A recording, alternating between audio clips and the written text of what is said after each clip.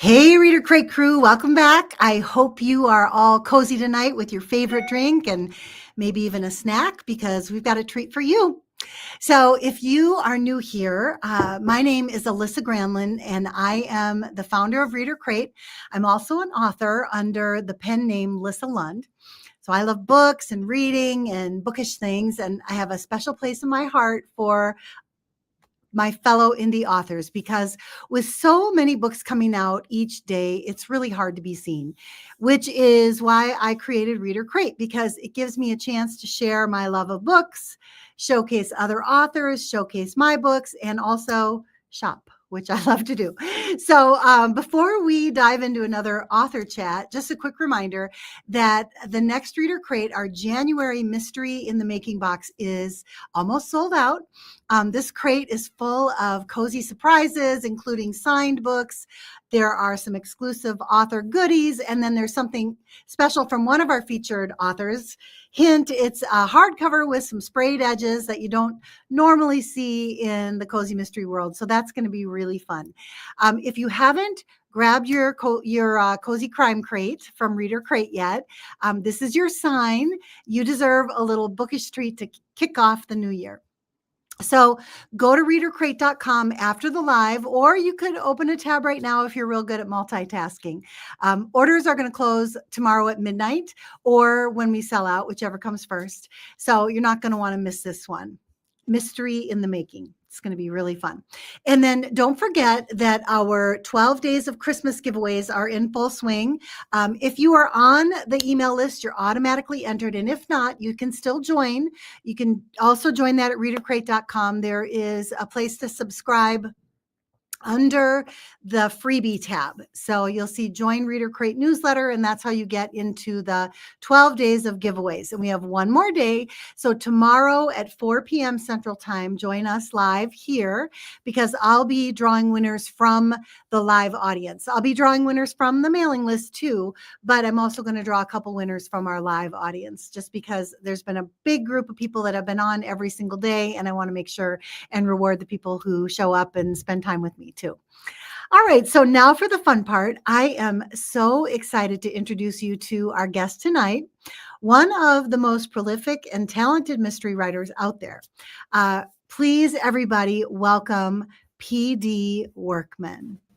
Yay! Thank you. What a great intro. Welcome. Glad to be here too.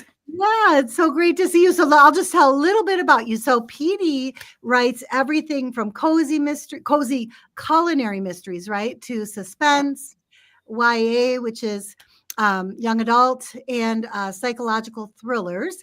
And she is a USA Today bestselling award-winning author with over 100 published books. Is that right? Yep, got 135 right now. Wow. Oh my gosh, that's crazy. And her cozy mystery series, Auntie Clem's Bakery, starting with gluten-free murder, brings pets and baking and small town charm and murder by muffin, right? So, Yeah. And I have a paranormal. I also have a paranormal cozy series as well. So I also have the Reg Rawlins Psychic Investigator series. Oh, what's that one called? Reg Rawlins Psychic Investigator. Okay. And so there's witches and psychics and elves and pixies and dwarves that sell stuff on Etsy and everything there. So that's my Go Wild series where anything could happen. Right, anything goes. That's great. I have one of those too, and it's so much fun. Although last night I was at my book club and they had read my book and we were talking and they're like, how do you know so much about this stuff? Like the witchcraft. Yeah, I said, I'm not a witch. It's just fun. It's just fun to, right? It's just fun to. Yeah, it is. It's great. Yeah. And to do research, and go in and research the witchcraft or the fables or fairy tales or whatever, and how, dragons in all cultures around the world and all that kind of thing. It's a lot of fun. It's really fun. Well, I'll check that one out. I'll check it out next. So, okay. So you've written 135? 135 published. Yeah. Published. Wow. Okay. Across multiple genres. So when did you first realize that you wanted to be a full-time novelist, and kind of tell us a little bit about your story about how you got started? Oh, okay. So I've always written and always wanted to write books. You know, my mom has little construction paper stapled together books that I full of scribbles before I could even read or write, that I was writing these little books before I could even read. So, you know, 3 or 4 years old or whatever. And I wrote my first novel when I was 12. And that was my third attempt at a full-length novel. So I did that. And then I just was writing for myself, for my own entertainment. You know, when I got married and that kind of thing, I said, you know, after I die, people can publish my books. I don't want to do this. I'm just writing for myself. And then, oh, you know, 2012, 2013 roll around, and I had written some stuff that I kind of wanted to share with the world, and I was thinking, you know, this would be a good place to start if I want to start publishing. And I had read a few books about publishing and the whole process and that kind of thing. Um, my boss, I was a legal assistant at the time, said that, you know, his plan was to retire in 5 years. And I'd worked for him for 25 years at that point. Wow. And so I thought, okay, so 5 years from now, do I want to be getting another legal assistant job? Do I want to switch to a different profession? You know, what is it I want to be doing in 5 years? Because now is the time to train for it and not be left in the lurch when he retires. And I had been thinking about publishing. Thought, well, you know, I have no idea how much money I can make with publishing, if it's going to bring anything in, if it's going to be a part-time income, if it could be a full-time income. And I've got 5 years, so why don't I publish for 5 years and see what happens? And so I went full-time at 7 years. He didn't retire in 5 years. He took a couple more years to retire. And Okay. so he retired and I went full time about the same time. I still do about 8 to 10 hours a week of work for him. He's a retired lawyer now, but I helped him publish his first 5 books. So I maintain his website and help him with publishing and that kind of thing. So. And is he writing fiction too? No, he writes nonfiction. He is 50 years sober and has written 5 books on alcohol addiction recovery. Oh, wow. Interesting. Yeah. Well, okay. So that's a pretty cool story. So now you're full time. I mean, you worked at 10 hours, but you're basically a full time. That's what you do. Yeah. Full-time.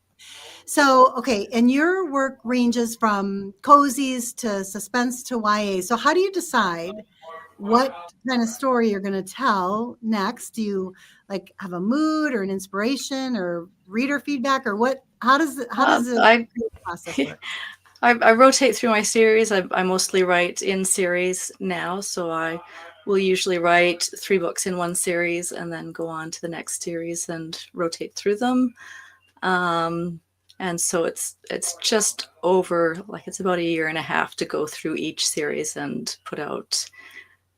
Most of them I put out 3 books at a time. A couple of them I only put out 1 at a time. So that's what I do, and I have it all lined up in my Todoist projects about what month I'm writing what book, what month they're being published, that kind of thing. So I'm next year trying. I've been publishing a book a month for about 7 years, and except for the months when I publish my novella series, which I then publish 3 in the month. So I've been publishing 14 per year for a few years, and next year that I'm pulling back and I'm not going to publish in June or December. At least that's what I'm saying right now. Okay. So sometimes that just means, oh, I'm going to publish something totally different now that I hadn't planned. So yeah, I'm going to try next year. I'm going to pull back just a little bit, give my family a bit more time. June is when all our birthdays are. December's when the other holidays are. So we'll see how that goes and really try to pump up my marketing and advertising during those months so that I don't see too much of a dip in income for them. Okay. Wow, that's a heavy load, to do that many books in a year. I know. And so all right. So then see, I had a question on that. I think you answered it. I was going to ask you how many that you do. So Yeah. 14. This year I've got 2 more coming this year. This year will be 16 books because I have 2 that were not planned. So what's your reading like schedule? How do you just get up, get right to work, or what? Tell us a little bit about that. Your writing. Writing. I write in 3 sessions. So I get up and do my run or my workout, and then I write in the morning and do some other, if I have to do some other running around or that kind of thing. Then after lunch, then I do another writing session, and after supper, then another writing session. So I aim for 2,000 words for each of those sessions for 6,000 word quota per day. Wow. And with that, then I can write the full novel in 19 to 21 days, then edit it, then start planning the next one. Wow, good for you. How do you keep all your characters straight? Well, most of them I've been writing for a while now, although I just started another series recently. But like with the Auntie Clem's Bakery and with Reg Rawlins, they're both up to 27 books now. So I've been managing those, trying to herd those chickens for a while. But I write in a program called Obsidian, and I have a series wiki for each of my series. So I've got character stuff that I need to remember, and all kinds of lexicons and just things that I have to keep track of in the wiki there. So each of the series or each of the worlds, then I've got a separate directory and separate wiki for, and that helps. Wow, that's good. Okay. Well, so the cozy culinary premise for Auntie Clem's Bakery is so fun. So what inspired that? The gluten-free baking with the pets and the murder mystery. How did that all kind of come together? I knew I was mostly writing single books at that point, and I knew I wanted to get into writing in series so that you can get the read through, get the readership to read through the series. And I was thinking about cozy, but I didn't have anything picked yet. And it was actually for that series, then it was the titles that came to me first, about gluten-free murder and dairy-free death. And the next one I actually changed, but it was the titles that came to me first. And I was out, I was not home. I thought, oh, those would be really good. That would be a lot of fun. I have a huge number of allergies and intolerances, and at that time was also cooking for family who had other allergies and intolerances as well, doing a lot of experimental baking and that kind of thing. So I already had the research done as far as gluten-free baking goes. And so I thought, well, I gotta check those names, gotta check those titles. And when I got home, then went up on Goodreads and started searching through titles, going, nobody has published gluten-free murder. I gotta do that. And so I did. And a lot of people, while I was writing it, I said, they ask what you're writing, gluten-free murder. Oh, I got to read that. It just immediately grabbed people, which was really nice. Yeah, that's fun. So, yeah, grab me for sure. So, although I have had a person come up to me once or twice at book sales and pick up gluten-free murder and say, "Oh, is this a recipe book?" It's like, no, I don't actually want to murder people. Here's how you do it gluten-free, huh? That's right. Oh my gosh. Okay, so in gluten-free murder, your character, Erin, moves to Bald Eagle Falls, okay, and suddenly kind of finds herself solving murders. So how do you balance that cozy, sweet side of baking with that darker, kind of suspenseful side of the mystery?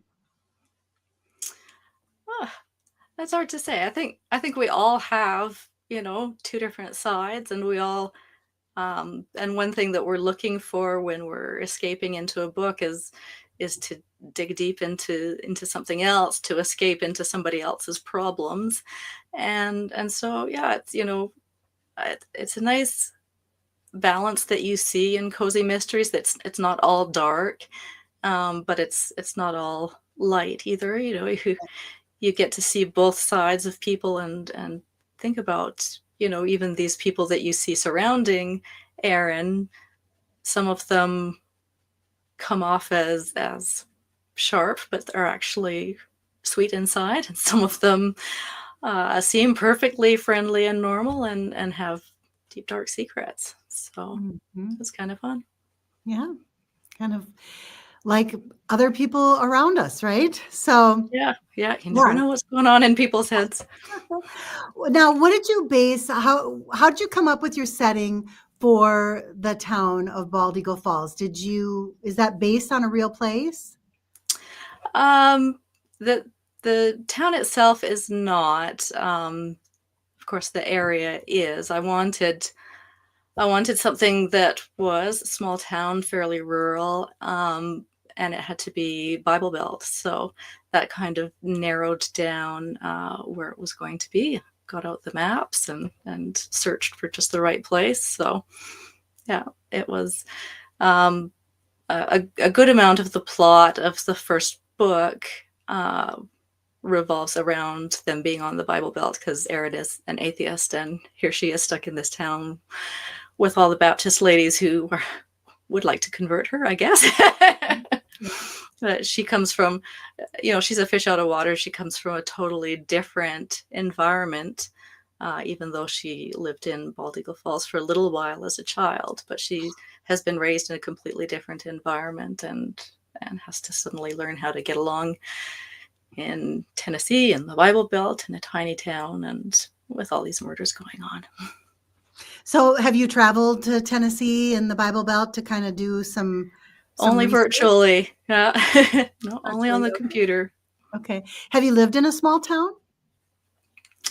I was born in a small town. It was a boom town, so it was small when I was born, but larger when I left. Okay.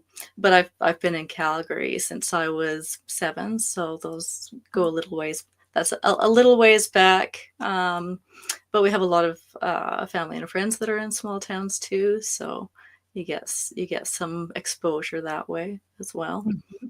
Yeah, that's good. So let's see here. Do you consider yourself, I think you're more of a planner rather than a plotter. I mean, more of a plotter than a pantser, right? You kind of. Well, I do a lot of planning, but actually for the first 30 years almost that I wrote was completely pantsed. Okay. I didn't start learning how to plot and work from an outline until just before I started publishing. The first book that I published was one of the first ones that I had actually plotted out. So, but okay. And it's loosely plotted, and I rarely know how it's going to end. So I loosely plot the first 2 acts, and I'll be surprised by how everything comes together in the final act. So yeah, very much in the middle there, where I do planning. I pretty much plan everything now. There's a few in the past 10 years that I have still pantsed, but most of the last 10 to 15 years, then I have planned at least partially. Okay. So have you found there's an activity you do that helps you to come up with ideas, fresh ideas, new ideas? Like, does this happen on your runs in the morning, or when do you get? Yeah, sometimes it's when I'm out running or walking or that kind of thing. Sometimes, as I read stuff in the news or on the internet or whatever, and see interesting plots or ideas, then I have a story clip file that I save those to. As since I'm writing in series, then a lot of times it's momentum or an open loop from a previous book. As I'm writing the books, I try to mark my open loops so that I know stuff that needs to continue on in a later book. And sometimes it may be 5 books later before I pick it up again. But whenever I'm starting a new book, then I start out with a mind map, usually the character in the middle and their relationships and kind of where I left everybody in the last book, and then start looking at, I search for my open loops and look at that and start throwing together what are some of the conflicts and ideas and stuff. And eventually something starts to gel in the mind map there, so that I get enough where I go, okay, that's where I'm going with this. This is the plot that I'm going to follow for that particular book. And then generally I switch between outline and Kanban, which you can switch between in Obsidian. So, I'll start outlining it out and I'll put it into a Kanban where you can move the cards between the lanes and that kind of thing. And like I said, it's loosely plotted, so stuff gets moved around all the time and added in and taken out as I'm actually doing the writing. So that's good. So then do you do all of your formatting of your books and everything yourself too? Or do you, okay. Yeah, I do the covers, I do the formats. Okay. Yeah, I do all of the writing in Obsidian, and then the formatting in Vellum. Oh yeah, that's what I use too. Okay, I was just curious if I had too many programs here. So yeah, no, I was I for the first little while, when I started writing for publication, then I was using Scrivener. I think I used Scrivener for 6 or 7 years. But I was ending up with a good amount of file corruption and it not translating from version 2 to version 3 and sitting and taking 30 minutes to open a file and that kind of thing. So I needed to go to something else. I was using Scrivener for my formatting as well. And so then when I switched to Vellum, then that freed me up to look for other programs that how I wanted to write, what program I wanted to write in. So I still use Scrivener for formatting my large print books because Vellum doesn't do the large print formatting that I want. But other than that, then everything is Obsidian and Vellum. Good. Although I had another project, one of my unplanned projects this year that it needed both children and adult sections in it. So I needed large print in some sections and smaller print in other sections. And so I tried out Affinity for that just a couple months ago, and that worked out really nicely too. Good. Well, we've got a question here, and I guess anybody who's listening in, if you do have some questions, you can go ahead and put them in the chat. But Maria's asking, what's your favorite type of mystery to write? Oh, I like going through different kinds. One of the reasons that it's nice having 10 different series is that you get tired of one kind and you can switch to another one. And I'm always excited to switch to the next series, and then after 3 months, then I'm happy to move to the next one again. So, yeah, I really like the medical thriller, but it also takes a lot of work to do all the research and make sure that it's all right. It's a medical examiner series, so to get all of the autopsy details correct and that kind of thing. So how do you do that? It's pretty heavy. How do you do that research for something like that? Are you talking to medical examiners? Are you just researching it yourself, or how do you get that? Yeah, mostly online research. You can look up medical studies and handbooks and directions and all of that kind of thing to sort all of that out. I have gone to a couple of webinars with medical examiners as well. And then I've got a few Facebook groups that are helpful as well. There's the trauma fiction group that can help with some of the Oh, medical issues if I need to sort something out, and a couple of police one and a legal fiction one for other stuff where, the medical examiner has to interface with the police and you have to get the procedures right and the evidence at the scene and all of that kind of thing right. So I can mhm. ask questions in those groups as well. Oh, that's great. Okay, so switching gears here. So, do you have any pets? I do. I have, well, my son has a cat, and she's. I had wondered whether she'd come in here while I was on, because if she hears me talking, she wants to know who I'm talking to. But Exactly. yeah, she's fun. She's a little gray and white cat, and she curls up next to me while I'm doing my writing, or tries to distract me by jumping up on top of the bookshelves or things like that, or chasing around trying to get me to play with her. So Yeah. and I take her outside for walks in the On a yard as leash, or well. is she on a Yeah, leash? on a leash. Yeah. Oh, And she's a watch cat. She, like, when people come into the house, she'll run up and hiss at them if she doesn't like them, and growl at them and try to get them out of the house. And oh, if dogs walk by when I've got her outside, big Dobermans or anything, she's racing to the end of the sidewalk to make sure that they can't come in her yard. oh my gosh. She's quite fierce. What's her name? What's her name? Q-tip. Q-Tip. And is she is Q-tip. she in any of your books? Has her character shown up anywhere? Um, a number of her characteristics show up in the books. I've got three characters that have cats, so yeah, Mhm. some of her personality shows up there sometimes. She's she's very intelligent. My mom says she runs the house, and she really does. But she'll, you know, I talk to her, and she'll follow instructions, but she'll also talk back and say no to us, and that kind of thing. She'll come up if my husband tells her no for something, then she'll come and talk to me about it, and meow to complain to me that he's told her no about Right. something. Yeah, It's that's quite how I feel funny. too. He's not listening to me. Yeah, Yeah. exactly. You need to come downstairs now because he won't feed me. He said I can't eat his Cheetos.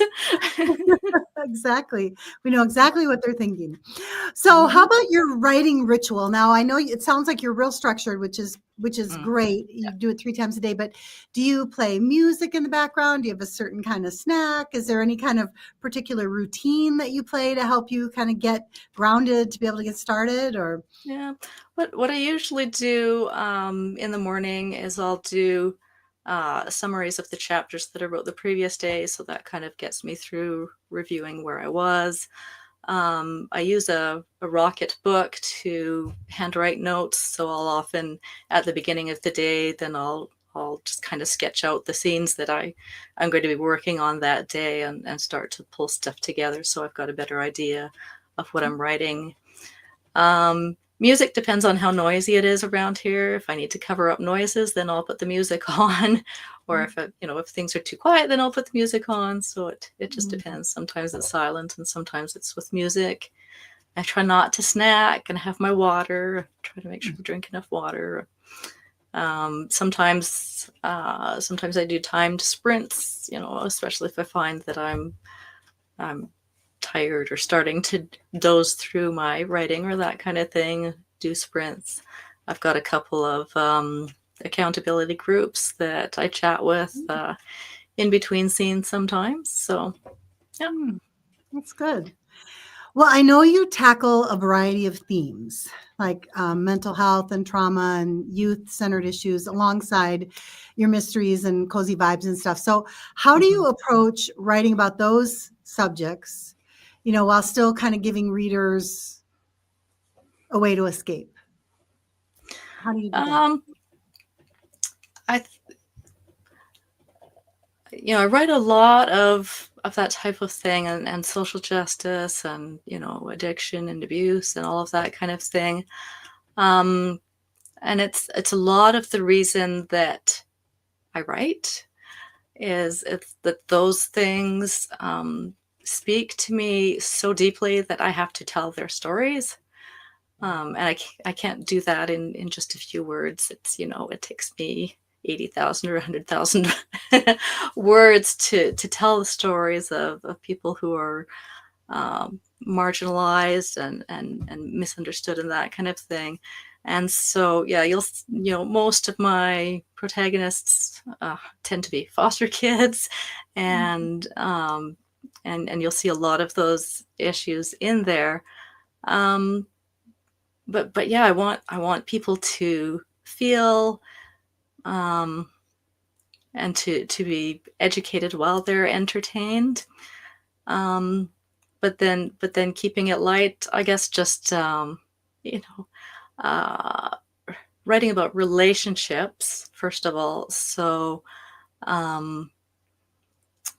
there's a lot of themes about friendship and family and found family in my books as well, that despite the challenges that these characters are facing, there are also some people around them, and sometimes animals or that kind of thing as well, that they connect with, that can help them over the bumps and that kind of thing.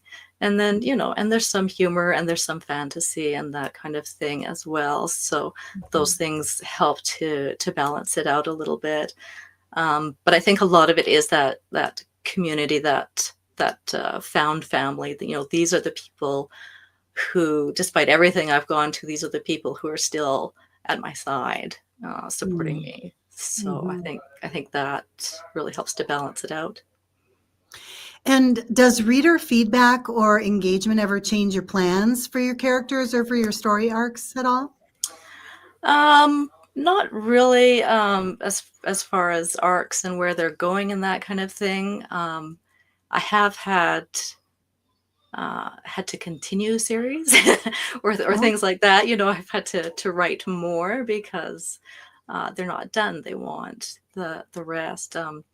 One of my young adult series, Between the Cracks, I wrote 3 books and I was done. But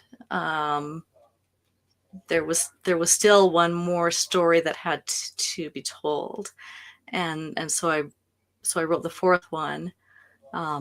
It's like a family epic series, and so it tells the stories from each of the siblings' viewpoints.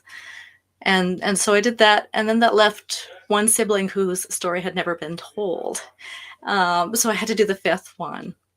And okay, so it was done after 3, it was done after 4, it was done after 5.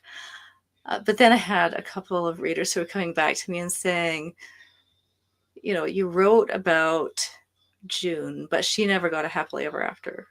She never got hope at the end of her story. And we need to see that she went on and was able to recover from the trauma and that kind of thing.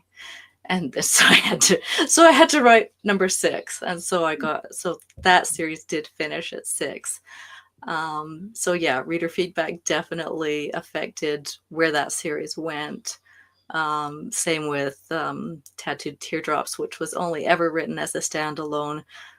Ended up 4 books long because they just wanted more, I thought, and kept asking for more after the first one. I thought, okay, well, I'm just gonna start writing book 2 with no plan and see where it goes. Well, that one had to be split into 2 books because there was just so much that flooded in once I started writing the 2nd book. So that ended up as 3 books, but there was still one kind of final place I wanted to take it in the end. So it ended up a 4-book series. So yeah, I mean, reader feedback definitely, it helps me. I know there are writers who, when they hear things from readers saying, "Oh, why don't you write about this?" or "Why don't you write about that?" they get really irritated by it. They say, "I'll decide what I'm going to write," and you just wait until I write it, or I'm not going to write something just because somebody thinks that I should.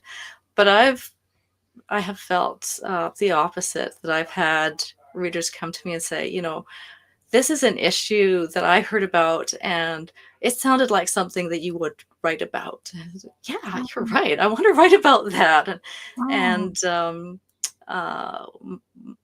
my medical kidnap files series, after I had 2 or 3 books out in that series, then I ended up with some parents who had dealt with medical kidnap emailing me and saying, yeah, you're telling our story, and let me tell you what happened to us.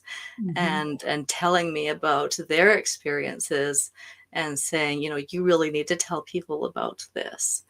And so I did, and changed names and changed circumstances and that kind of thing, because they were still in a position where they were vulnerable to having their kids taken away again if they made waves, and so yeah, get readers that suggest ideas to me, and yeah, I like getting these ideas, and I definitely use them and incorporate them as I'm going through. That's great. That's good.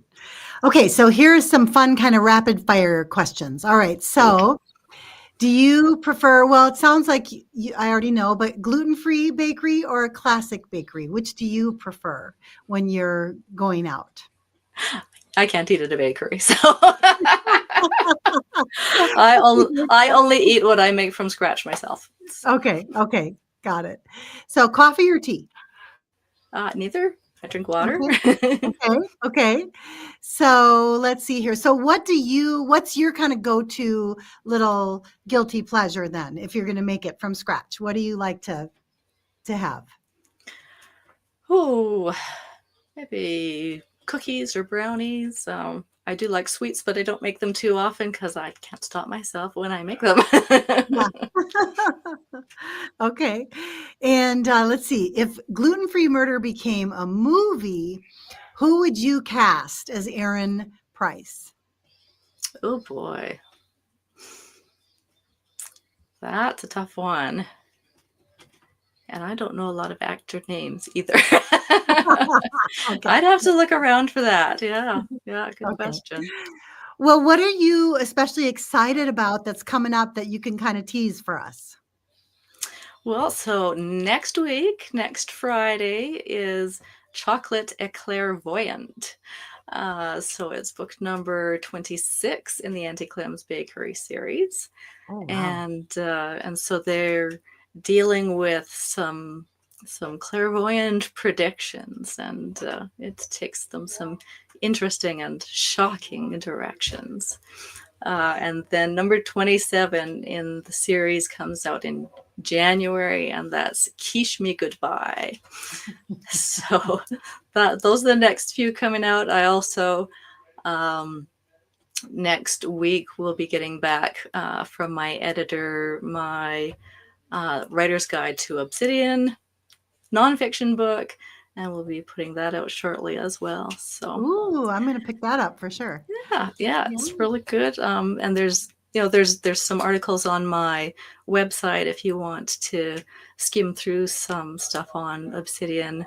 I also did a special Christmas book, but I can't talk about it yet because it's a surprise for somebody, and so nobody can see about it until she's got it. So oh, that's awesome. So now if readers want to read your books, do they need to start at the beginning of each series? Is that going to make the most sense to do that? What do you think? That will make the most sense, but they are all written to stand alone as a mystery. So each of the mysteries is solved within the one book, and I try to put enough in there that you understand who all of the characters are and their relationships with each other, and some of their backstories. So they can be read individually.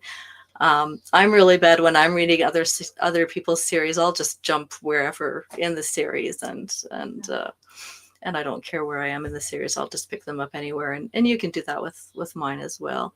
Okay. If you do want to avoid any spoilers and read from the beginning, then yeah, start with book number 1, Gluten-Free Murder, and see where that takes you. Okay, good. Well, that's what our club is going to do this month, so that's going to be fun. Yeah. So what's the best way that readers can support you? Well, you can check me out at pdworkman.com or buy books through shop.pdworkman.com.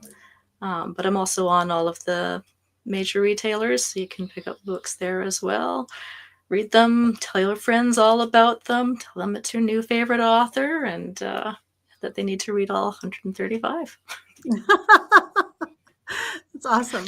Do you do much on social media? Can we find you there too? Yes, most social media, I am PD Workman author. And Okay. so you can find me on Facebook, Instagram, Threads, Twitter, Pinterest, Okay. wherever. Yeah. Good. Okay. And let's see here. Just seeing if we have, nope, no more questions right now. Let's see here. Well, anything else you want to share? Any other, once we do the gluten-free mystery, where should we go next? Oh, Once well, we get to that you should stage. probably choose the beginning one from each of the series, and then you can see which series you like the best. Okay, that's a great tip. Yeah. Yeah, if you're into cozy, then after Auntie Clem's Bakery, I would try picking up Reg Rawlins' Psychic Investigator. Okay. Some people don't like fantasy and magic stuff, and that's okay. That's my only series that's got fantasy and magic in it.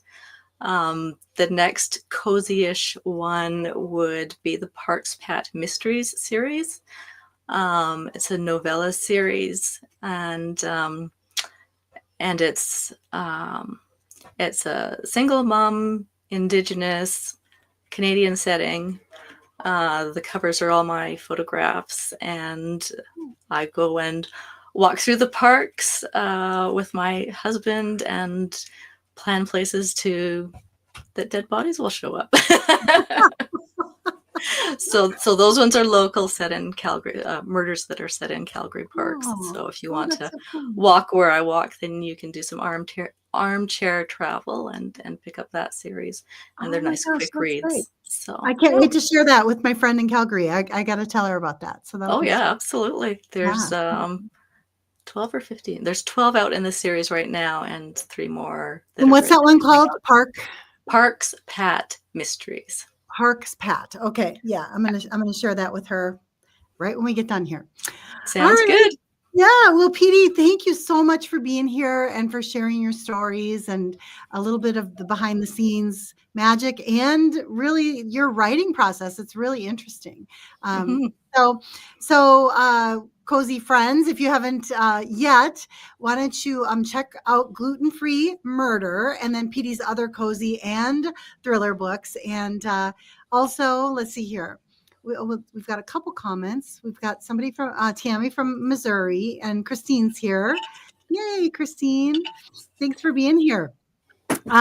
So make sure everybody to grab your January Cozy Crime Crate. And if you can share this interview, that would be awesome on Facebook or Instagram to help PD kind of get out there with maybe some new readers. That would be wonderful. And make sure to join our 12 days of Christmas giveaways because you could be tomorrow's lucky winner.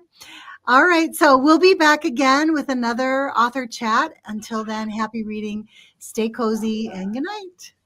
And Thanks so thanks. much for having me. Thank you.